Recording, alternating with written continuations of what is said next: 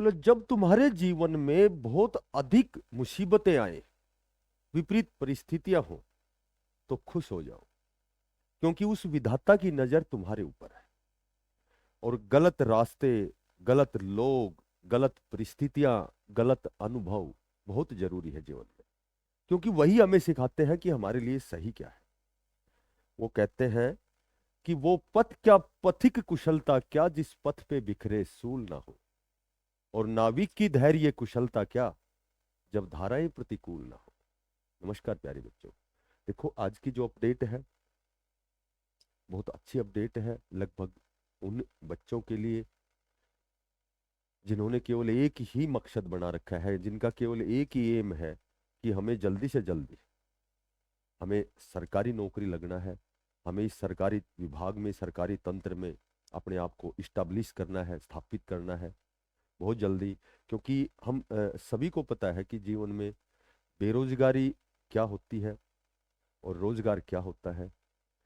जीवन में बहुत सी ऐसी बुनियादी चीजें हैं जिनका जब हम एक परिवार की जिम्मेदारियों का निर्वहन करते हैं, तो उन बुनियादी चीजों को, जीवन की उन मूलभूत आवश्यकताओं की पूर्ति के लिए हमें क्या करना पड़ता है। उसके लिए हमारे सामने केवल एक ही मार्ग है कि हमें कहीं ना कहीं एक छोटी सी नौकरी मिले, चाहे वो सी ग्रुप की हो, डी ग्रुप की हो।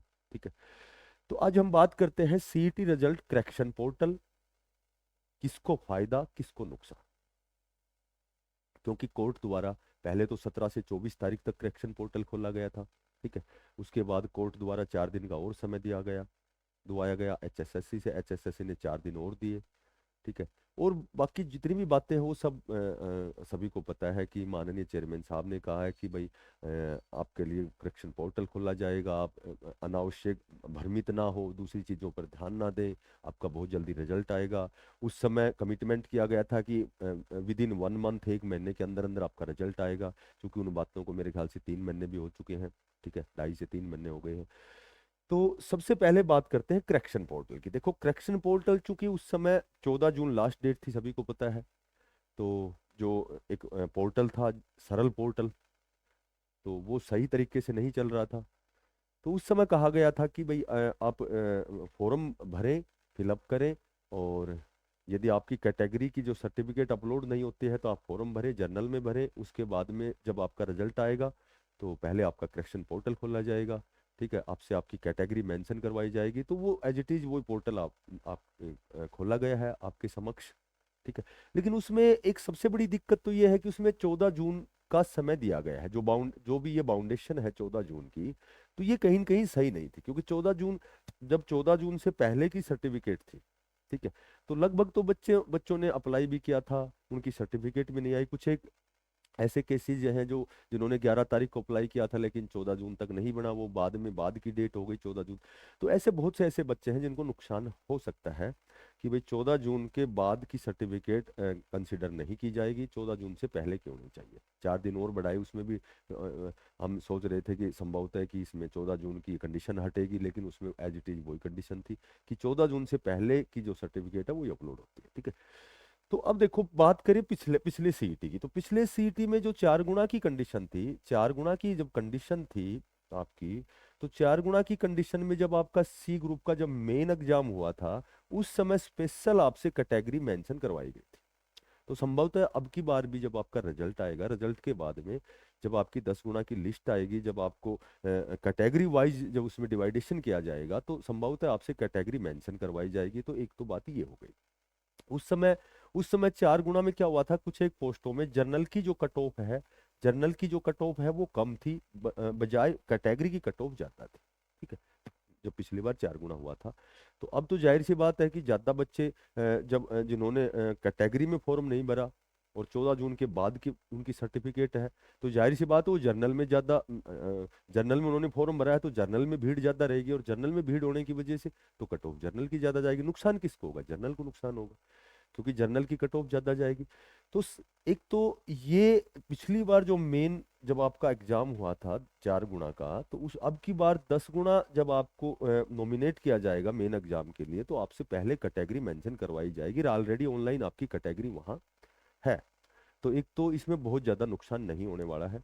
नुकसान ये होगा कि यदि ये कट ऑफ जो आपकी मेन में मेन में उस समय आपकी कैटेगरी यदि मेंशन नहीं होती है तो फिर उन बच्चों को कैटेगरी का नुकसान होगा, क्योंकि उन्होंने फॉर्म जो है आनन फानन में, जल्दबाजी में, सरल पोर्टल ना चलने की वजह से उन्होंने जनरल में फॉर्म भरा था, तो अब वो जनरल में ही इंक्लूड किए जाएंगे यदि कैटेगरी मेंशन नहीं होती है। तो जहां तक मुझे जानकारी है, देखो ये अब मैंने अपडेट ये लेट इसलिए दी है कि कुछ एक जानकारी मैंने एकत्रित की है, तो आपका संभवतः पोर्टल एक और खुल सकता है जिसमें आपकी कैटेगरी मेंशन हो सकती है, क्योंकि ये बातें ज़्यादा बातें हो रही है, इन बातों पर बहुत से विचार विमर्श मंथन हो रहे हैं।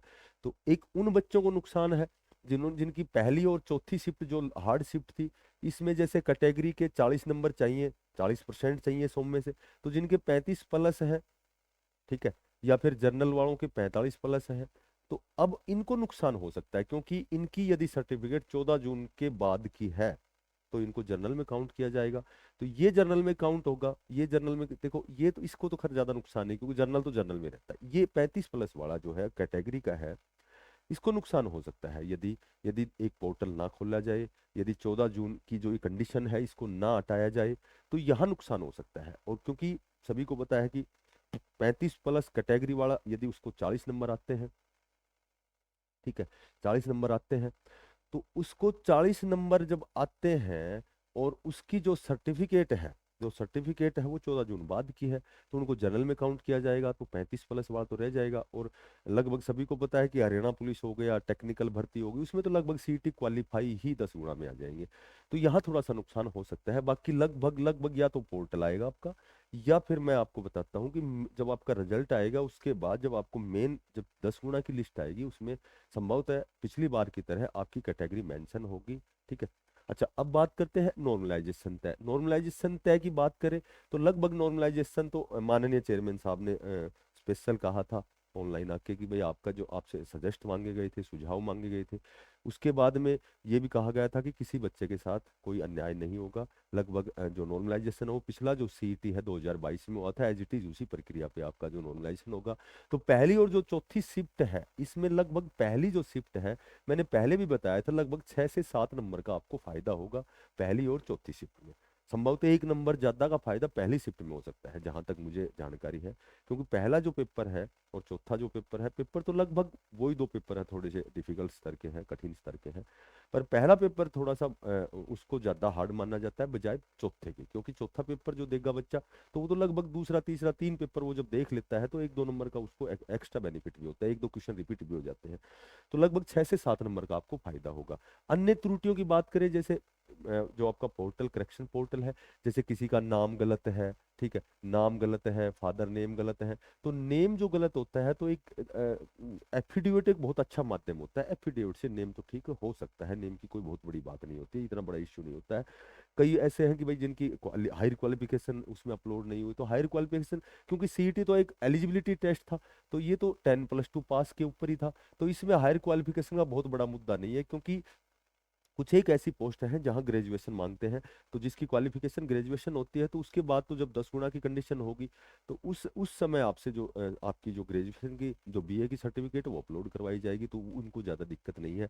बात करें सी और डी ग्रुप के एग्जाम, तो देखो सी ग्रुप का जो मेन एग्जाम है, लगभग जहां तक अनुमान है आपका जनवरी फरवरी तक जाएगा। पहले आपके फॉर्म आएंगे, नोटिफिकेशन आएगा, फिर उसके बाद आपसे फॉर्म फिलअप होंगे, फिर आपकी 10 गुना की लिस्ट आएगी, अभी तो आपका सीईटी का रिजल्ट आएगा, ठीक है, सीईटी का रिजल्ट आएगा, थोड़ा सा यहाँ भी समय लग सकता है। वो अभी मैंने बताया था करेक्शन पोर्टल जो 14 जून की कंडीशन है, इस पर भी हो सकता है थोड़ा सा विवाद हो, ठीक है। तो लगभग इसमें थोड़ा सा समय लगेगा आपका, लेकिन श्योर एंड सर्टेन आपकी बहुत ज़्यादा वैकेंसीज आएंगी। जिसके सीईटी में 1-2 नंबर कम रह गए, या यहाँ बहुत अच्छे अपने आप की उनकी प्रिपरेशन बहुत अच्छी नहीं हुई, तो उनके लिए एक डी ग्रुप का बहुत अच्छा अवसर आ रहा है। मेरे ख्याल से 11-12 हज़ार वैकेंसी आएंगी डी ग्रुप की, तो नए बच्चों को उसमें भी अवसर मिलेगा। सी ग्रुप की भी आपकी जो मेन एग्जाम जो आपका होगा वो लगभग फरवरी मार्च तक तो कंफर्म मैक्सिमम उसकी पॉसिबिलिटी है। तो उसमें समय कितना है, 3-4 महीने में लगभग आपके ये सारे एग्जाम होने हैं, तो अपना प्रयास ही करते रहें, तैयारी करते रहें, ठीक है। हो सकता है आपकी 14 जून की कंडीशन हटे, या हो सकता है कि आपका रिजल्ट आने के बाद में पिछली बार की तरह आपके फिर आपकी जो कैटेगरी है वो मेंशन करवाई जाए, और लगभग 10 गुना में तो सभी को पता है कि हरियाणा पुलिस हो गई या फिर आपकी टेक्निकल भर्तियां हो गई, उसमें तो लगभग पिछली बार की तरह क्वालिफाई होंगे। उस समय तो 4 गुना थे, अब की बार तो 10 गुना है। तो संभवतः आपका जो क्वालिफाई मार्क्स हैं वो उस आप 10 गुना में उसको उस कंडीशन को फुलफिल करेंगे, आपको मेन एग्जाम में बैठने का अवसर मिलेगा। थोड़ा सा समय है, इस समय को आप चाहे जाया करें या इस समय को यूटिलाइज करें, इस समय का प्रबंधन करें, ये आपके हाथ में है। यदि आपने समय को जाया किया, ठीक है, तो लीक पीटने वाली बात होगी। यदि समय को आप सही मैनेज करते हैं, ठीक, यदि समय का आप सही प्रबंधन करते हैं, तो यही आपकी सफलता के मार्ग को प्रशस्त करेगा। वो कहते हैं कि जिंदगी खेलती भी उसी के साथ है जो खिलाड़ी बेहतरीन होता है। दर्द तो सबके एक जैसे हैं, कोई हताश होकर बिखर जाता है और कोई संघर्ष करके निखर जाता है।